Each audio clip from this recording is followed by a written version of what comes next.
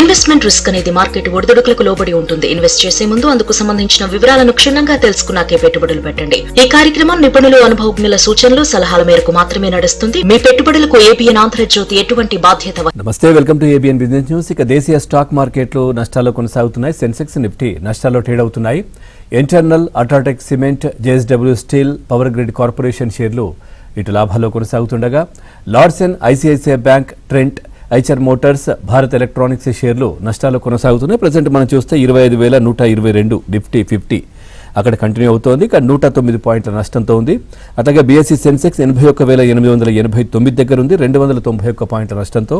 ఇటు నిఫ్టీ 500 22,772 దగ్గర ఉంది, 173 పాయింట్ల నష్టంతో. నిఫ్టీ బ్యాంక్ 58,752 654 పాయింట్ల నష్టంతో ఉంది. ఇటు నిఫ్టీ ఐటీ కూడా దాదాపుగా 298 పాయింట్ల నష్టంతో ఉంది, 37,802 దగ్గర కంటిన్యూ అవుతా ఉంది.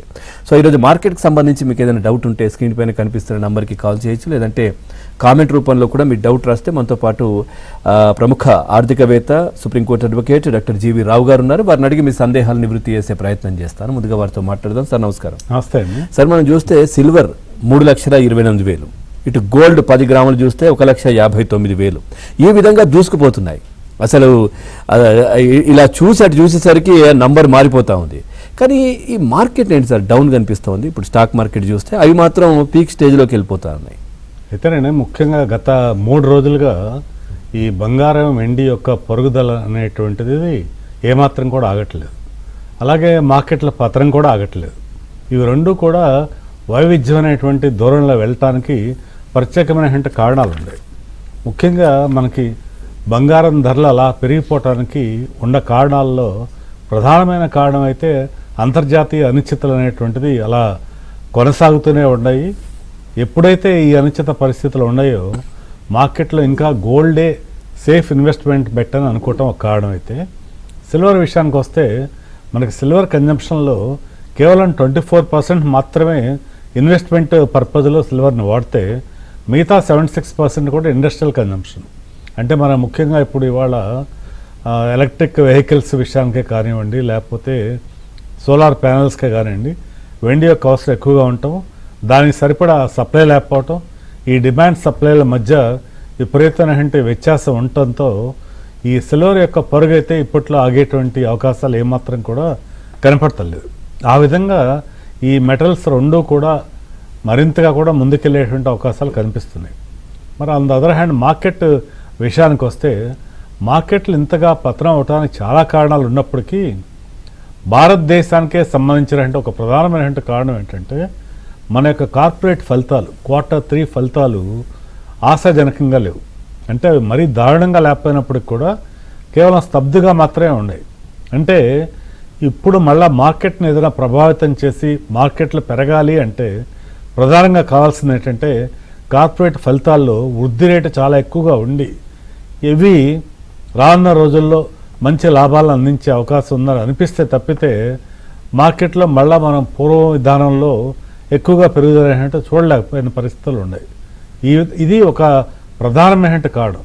దీనికి తోడుగా మనకి రూపీ విలువ కూడా రోజు రోజుకి కూడా దిగజారిపోవటం, మరోవైపు విదేశీ సంస్థాగత మదుపుదారులు ఇక్కడి నుంచి వాళ్ళ యొక్క డబ్బుని బ్రేక్ చేసుకుని వేరే దేశాలకి మళ్లించటం, తర్వాత ఎప్పుడైతే సపోర్ట్ లెవెల్స్ బ్రీచ్ అయ్యాయో అక్కడి నుంచి సెల్లింగ్ మరింత ట్రిగర్ అయిపోయింది. మనం ఈ ఒక్కరోజే చూసుకుంటే ఇవాళ మార్నింగ్ ఓపెనింగ్లో సెన్సెక్స్ 1000 పాయింట్ల పైన, అలాగే నిఫ్టీ కూడా దాదాపు 300 పాయింట్ల స్థాయిలో పడిపోయి మనకి నిఫ్టీ 25,000 కూడా బ్రీచ్ చేసి 24,930 ఆ స్థాయిలోనే సపోర్ట్ తీసుకుంది. కానీ ఇక్కడ కూడా మళ్ళా ఆశించిన స్థాయిలో రికవరీ అనేది కనిపించట్లేదు. ఈ విధంగా ఈ అన్ని కారణాలతో పాటుగా అంతర్జాతీయ పరిస్థితులు కూడా అనుకూలంగా లేకపోవడంతో మార్కెట్ల యొక్క మందగమనం అనేటువంటిది కొనసాగుతుందండి. రైట్ సార్, మీతో మాట్లాడడానికి ఒంగోలు నుంచి శ్రీనివాసరావు గారు ఉన్నారు. శ్రీనివాసరావు గారు నమస్కారం. సార్ జీవీఆర్ గారికి నమస్కారం సార్. నమస్తే అండి. మీరు ఇప్పుడు బంగారం కొనమంటారు సార్? నేను సార్. Very good sir. ఈ టైంలో లిక్కర్ లో నేను 2 స్టాక్స్ రాడర్ లో పెట్టుకున్నాను సార్. ఏది కొనుక్కోమంటారు?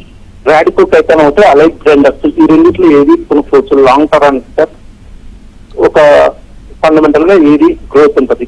అదేవిధంగా సార్ న్యూజన్ సాఫ్ట్వేర్ ని ఈ టైంలో కొనుక్కోవచ్చా? మీరు మొత్తంగా ఒక 3 స్టాక్స్ గురించి అడుగుతున్నారు. నేనేమంటున్నా అంటే ప్రస్తుతం మార్కెట్లో ఒక క్లారిటీ ఆఫ్ డైరెక్షన్ వచ్చేంత వరకు కూడా మీరు ఫ్రెష్ బయింగ్కి మార్కెట్లో దూరంగా ఉంటే మంచిదండి.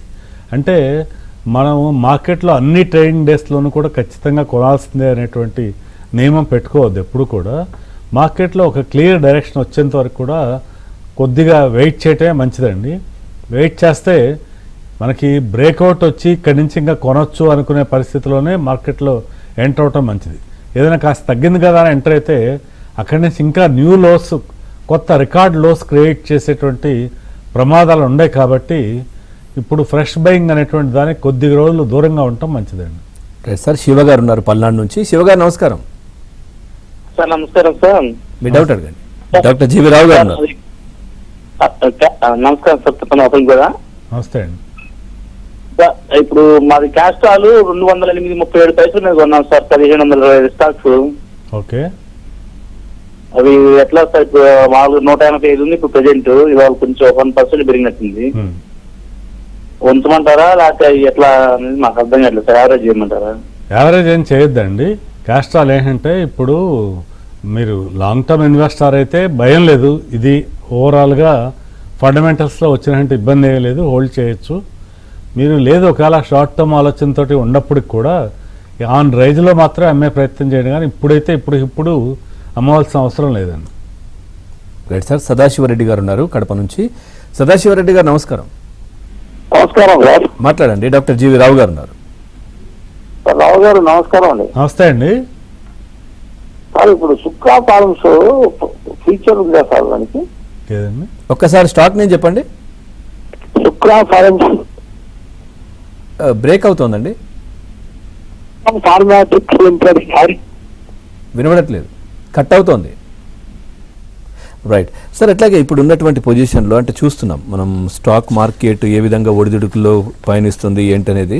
సో ఈ బ్యాంకింగ్ రంగం ఐసిఐసిఐ కావచ్చు, HDFC ఈ రెండు కూడా చూస్తే ఎట్లా ఉంది అసలు ఏంటి? దానిపైన బ్యాంకింగ్ రంగం కూడా కొంచెం డౌన్గా కనిపిస్తుంది ప్రజెంట్ సిచ్యువేషన్. నిజానికి రిజర్వ్ బ్యాంకు గవర్నర్ గారు ఇటీవల కాలంలో ఒక మాట అన్నారు. ఏంటంటే భారతదేశంలో బ్యాంకింగ్ రంగం యొక్క అభివృద్ధి ఎలా ఉందో తెలుసుకోవాలి అంటే మనం ప్రధానంగా HDFC bank, ICICI bank, state bank of India ఈ 3 యొక్క పనితీరుని గనక నిశ్చితంగా గమనిస్తే అది మన ఆర్థిక రంగం యొక్క పనితీరుని కూడా చూపిస్తుందని చెప్పి ఆయన ఒక మాట అన్నారు. అయితే దురదృష్టవశాత్తు ఇటీవల కాలంలో HDFC బ్యాంకు, ICICI బ్యాంకు రెండూ కూడా ఇన్వెస్టర్స్ని తీవ్రంగా నిరాశపరిచాయని చెప్పవచ్చు. HDFC బ్యాంక్ షేరు 1000 రూపాయల నుంచి 920 స్థాయికి పడిపోవటం, ICICI బ్యాంక్ షేర్ కూడా 1500 స్థాయి నుంచి 1320 స్థాయికి పడిపోవటం మనం గమనించాం. ఇటు యొక్క ఫలితాలను చూస్తేనే మరీ అంత నిరాశజనకంగా లేవు. కానీ అది స్టాక్ పర్ఫార్మెన్స్ చూస్తే మాత్రం ఈ స్థాయిలో పడిపోయింది.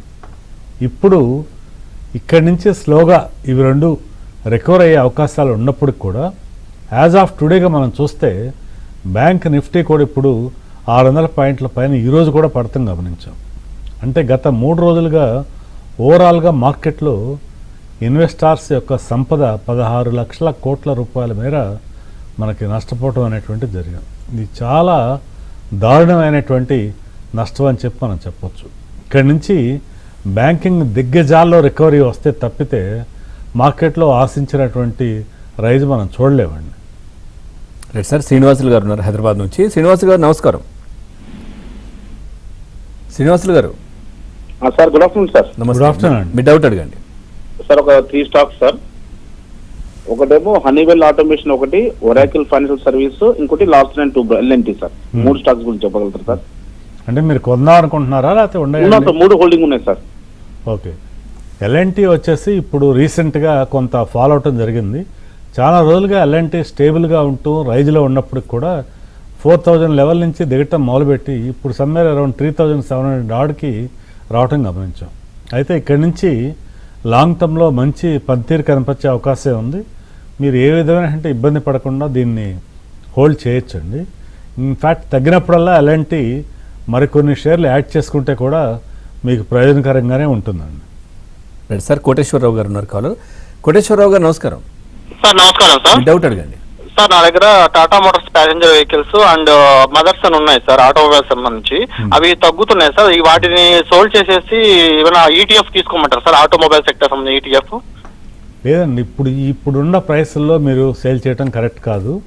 Tata Motors passenger vehicles 52 week లోకి వచ్చిన తర్వాత ఈ రేట్లో మీరు అమ్మటం అనేటువంటిది ఏ విధమైనటువంటి ప్రయోజనం లేదు. ఇక్కడి నుంచి కొంత రికవరీకి అవకాశం ఉందండి. అలా రికవర్ అయిన తర్వాత కొంత రైజ్ అయినప్పుడు మాత్రమే మీరు వాటి నుంచి ఎగ్జిట్ అయ్యి అప్పుడు ఏదన్నా ఈటీఎఫ్ గురించి పరిశీలించవచ్చు అండి. కామెంట్స్ కూడా ఉన్నాయి, కాల్స్ కూడా ఉన్నాయి. ఒకసారి ర్యాపిడ్ ఫైల్లో కొన్ని కామెంట్స్ అయితే చెప్దాం సార్. సో సుమంత్ కుమార్ గారు అడుగుతున్నారు, పూనా వాళ్ళ 520లో ఉందంట, తర్వాత జొమాటో 310లో, హోల్డ్ ఆర్ ఎగ్జిట్? పూనా వాళ్ళ ఎగ్జిట్ కావచ్చు అండి కొంచెం రైజ్ అయినప్పుడు. ఎటర్నల్ వచ్చేసి ఇంకా కూడా తగ్గినప్పుడల్లా కొనొచ్చండి. ఎటర్నల్లో ఇంకా మంచి రిటర్న్కి అవకాశం ఉంది, డెఫినెట్గా హోల్డ్ చేయండి ఎటర్నల్. రైట్, వినోద్ కుమార్ అడుగుతున్నారు sir, NCC 216, coal India 436, hold are sale? ఇవి రెండు కూడా తప్పనిసరిగా హోల్డ్ చేయండి. మనకి ఎన్సీసీ చాలా మంచి భవిష్యత్తు ఉంది. కరెంట్ రేట్లో అరౌండ్ 140స్లో మరికొన్ని షేర్లు కూడా యాడ్ చేయొచ్చు. అలాగే కోల్ ఇండియా కూడా కరెంట్ రేట్లో మరికొన్ని షేర్లు కూడా యాడ్ చేసుకోవచ్చు. సార్ నెద్దునూరి విబి శ్రీనివాస్ అడుగుతున్నారు, ఎంఎంటీసీ తర్వాత మ్యాజ్గాన్ డాక్ ఎలా ఉన్నాయి షార్ట్ అయితే టర్మ్? ఈ రెండు కూడా షార్ట్ టర్మ్లో ఎక్కువ రికవరీ అయ్యే అవకాశాలు పెద్దగా కనపడతలేదండి. మనం ఏంటంటే ముఖ్యంగా మజ్గాన్ డాక్ విషయానికి వచ్చినప్పుడు డిఫెన్స్ సెక్టార్లో ఉండే షేర్లు అన్నీ కూడా డౌన్ ట్రెండ్ని చూపిస్తున్నాయి. ఈ పరిస్థితుల్లో ఇప్పుడు షార్ట్ టర్మ్లో ఇవి రికవర్ అవటం కూడా కొంచెం కష్టమేనండి. రైట్ సార్, సిద్ధార్థ్ అడుగుతున్నారు సార్, జెడ్ఎస్ లైఫ్ స్టాక్ 5% లాస్లో ఉన్నారంట, హోల్డ్ ఆర్ ఎగ్జిట్? డెఫినెట్గా హోల్డ్ చేయండి. జెడ్ఎస్ లైఫ్ ఇక్కడ నుంచి రికవరీకి అవకాశాలు ఉన్నాయి. మీరు కనీసం ఒక 2 క్వార్టర్స్ అన్న హోల్డ్ చేయాల్స్తే ప్రయోజనం ఉంటుందండి. రైట్ సార్, శ్రీనివాసరావు గారు ఉన్నారు కాలర్ కూడా. శ్రీనివాసరావు గారు నమస్కారం. నమస్తే సార్. అలాగే రావు గారు గుడ్ ఈవినింగ్ సార్. నా 2 స్టాక్స్ సార్, అదాని పవర్, ఆర్ఈసిఎల్. ఆర్ఈసిఎల్ వచ్చేసి 3.72లో 90 షేర్లు ఉన్నాయి. రైట్. అదాని పవర్ వచ్చేసి 111లో 6.85 ఉన్నాయి. అదాని పవర్ అయినా ఎగ్జిట్ కమ్మంటారా, ఆర్ఈసిఎల్ ని ఏం చేయమంటారు? రైట్ అండి, మీరు అదాని పవర్ ఇప్పుడు ఈ ప్రైస్లో కాకుండా కొంచెం రైజ్ అయినప్పుడు ఎగ్జిట్ ప్రయత్నం చేయండి. ఆర్ఈసీ డెఫినెట్గా హోల్డ్ చేయండి. ఆర్ఈసీతో పాటుగా మీరు అదాని పవర్ ప్లేస్లో పవర్ ఫైనాన్స్ కార్పొరేషన్, ఎన్టీపీసీ వీటిలో ఎంటర్ అయ్యే ప్రయత్నం చేయండి. రైట్ సార్, చక్రి గారు ఉన్నారు గుంటూరు నుంచి. చక్రి గారు నమస్కారం. నమస్తే సార్. మీ డౌట్ అడగండి. టెక్నాలజీ 13,200లో తీసుకున్నాను సార్. రిలయన్స్ 1590లో తీసుకున్నాను. 2 తగ్గినాయి కదా, ఇప్పుడు మళ్ళీ ఎంటర్ అవ్వచ్చండి? మీరు ఒక రిలయన్స్లో మాత్రం ఇప్పుడు ఎంటర్ కావచ్చండి. ఏంటంటే రిలయన్స్ బిలో 1400 రూపీస్లో మనం ఈరోజు చూస్తే 1379 కూడా టచ్ అయింది. ఇలా బిలో 1400లో రిలయన్స్లో ఎంటర్ అయితే డెఫినెట్గా మీకు మంచి ప్రయోజనం ఉంటుంది.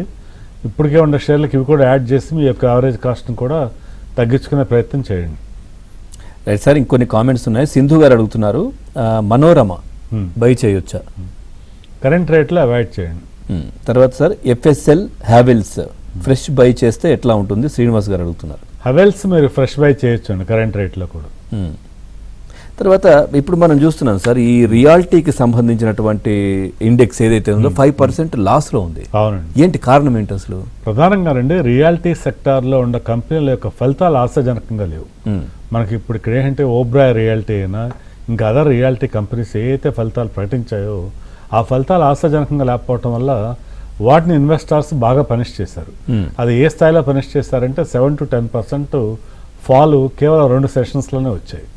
వీటికి కారణాలను కనుక మనం చూస్తుంటే ఓవరాల్గా ఈ పెద్ద పెద్ద సిటీస్లో కూడా వీటి యొక్క డిమాండ్ అనేటువంటిది తగ్గటము, తర్వాత ప్రైసింగ్లో కూడా వాళ్ళకి కంఫర్ట్ లేకపోవటం వల్ల రియాలిటీ మార్జిన్స్ కూడా తగ్గాయి. దీనివల్ల రియాలిటీ ఇండెక్స్ ఇంతగా ఫాలో అయిందండి. ఇక్కడి నుంచి గ్రోత్ మార్కెట్ నుంచి ఈ ఎంత ఫాలో అయిందో అంత రికవర్ అవటం కూడా కష్టంగా ఉంది ప్రస్తుత పరిస్థితుల్లో. అందుకని ఓవరాల్గా ఈ ఇయర్ రియాలిటీ సెక్టార్ కొంత అండర్ పర్ఫార్మ్ చేయడానికే అవకాశాలు ఎక్కువగా కనపడుతున్నాయండి. రైట్ సార్, సత్యనారాయణ గారు ఉన్నారు వైజాగ్ నుంచి. సత్యనారాయణ గారు నమస్కారం. నమస్కారం అండి. మీ డౌట్ అడగండి. ఓరియానా పవర్ కొన్నాను సార్ 2200లోను. అట్టి పెట్టమంటారు, ఏం అర్థం కావట్లేదు. ఓరియానా పవర్ అండి. అయితేనండి ఇక్కడి నుంచి ఏదైనా కాస్త రైజ్ అయితే కనుక ఎగ్జిట్ అయ్యే ప్రయత్నమే చేయండి. మనం మామూలుగా ఇక్కడి నుంచి ఇంకా ఎక్కువ రైజ్ అనేటువంటిది ఎక్స్పెక్ట్ చేసే అవకాశం కనపడతలేదు. మీరు ఇన్ఫ్యాక్ట్ పవర్ సెక్టార్లో కనుక ఉండాలి అనుకుంటే కనుక ప్రస్తుత పరిస్థితుల్లో Tata power, NTPC, REC, PFC వీటి వైపే మొగ్గు చూపండి. సార్ కొన్ని కామెంట్స్ ఉన్నాయి. ప్రకాష్ గారు అడుగుతున్నారు, ఏదైతే సిమెన్స్ ఎనర్జీ ఒకటి, హెచ్డిబి ఫైనాన్స్ లో లాస్లో ఉన్నాను, సో హోల్డ్ చేయమంటారా ఎగ్జిట్? రెండు కూడా తప్పనిసరిగా మీరు హోల్డ్ చేయండి. రైట్. సిమెన్స్ ఎనర్జీ ఇన్ఫ్యాక్ట్ ఇక్కడ నుంచి మంచి రిటర్న్కి అవకాశం ఉందండి. అలాగే ఎన్బిఎఫ్సి సెక్టార్లో ఇప్పుడు హెచ్డిబి ఫైనాన్షియల్ కూడా one of the best company అను టెంపరీ ఫాల్స్ గురించి వరి అవ్వకుండా హోల్డ్ చేయమనే చెప్తాను. Right sir. జగదీష్ గారు అడుగుతున్నారు, ఈ ఏదైతే వేదాంత ఎలా ఉంటుంది, ఇది పర్చేస్ చేస్తే బాగుంటుందా? అయితే ఇప్పటికే బిలో 500లో మనం వేదాంత మంచి అవకాశం ఉంటుంది అని చెప్పినప్పుడు ఎవరైతే కొన్నారో ఈ 2-3 నెలల క్రితం 640 స్థాయిలో ఇప్పుడు ప్రాఫిట్ బుక్ చేసుకోమని చెప్తానండి. మళ్ళీ తగ్గినప్పుడే ఎంటర్ కండి. సతీష్ కుమార్ గారు అడుగుతున్నారు, కోఫోర్స్ ఒకటి, LG electronics for long term 2 years కోసం. రెండు కూడా లాంగ్ టర్మ్ చాలా మంచి షేర్లేనండి. మనం ముఖ్యంగా ఇప్పుడు ఎల్జీ ఎలక్ట్రానిక్స్ వచ్చేసరికి ఈరోజు ఆల్మోస్ట్ 52-week లోలో అరౌండ్ 1340లోకి రావటం చూసాం మనం. ఇక్కడి నుంచి అది కనీసం 1700-1800 స్థాయికి వెళ్ళే అవకాశాలు ఎక్కువగా ఉండే. ఎన్నో బ్రోకరేజెస్ కూడా దీనికి బై రేటింగ్ ఇవ్వడం జరిగింది. కోఫోర్జ్ కూడా మంచి ఫలితాల్లో ఉంది, దీన్ని కూడా మీరు హోల్డ్ చేయండి. శ్రీనివాస్ పులిశెట్టి గారు అడుగుతున్నారు, big guard and Sarigama for fresh buy. ఈ రెండు కూడా ఫ్రెష్ బై కరెంట్ రేట్లో కాకుండా ఇక్కడి నుంచి ఏదన్నా ఫర్దర్ ఫాల్ అప్పుడు మాత్రమే పరిశీలించండి. తర్వాత జ్యోతి ల్యాబ్ కెన్ యావరేజ్ అడుగుతున్నారు సార్. యావరేజ్ చేయకండి, ఇక్కడి నుంచి ఇంకా పడినప్పుడు మాత్రమే మళ్ళీ ఫర్దర్ బై గురించి ఆలోచించండి. Right sir. అట్లాగే ఇప్పుడు రానున్న రోజుల్లో మార్కెట్లు ఎలా ఉండే అవకాశం ఉంది, అంటే వేటిపైన ఏ సెక్టార్ల పైన దృష్టి పెడితే బాగుంటుందంటారు? అయితేనండి షార్ట్ టర్మ్లో మార్కెట్స్ యొక్క ఫాల్ మరింత కంటిన్యూ అయ్యే అవకాశాలే ఉన్నాయి.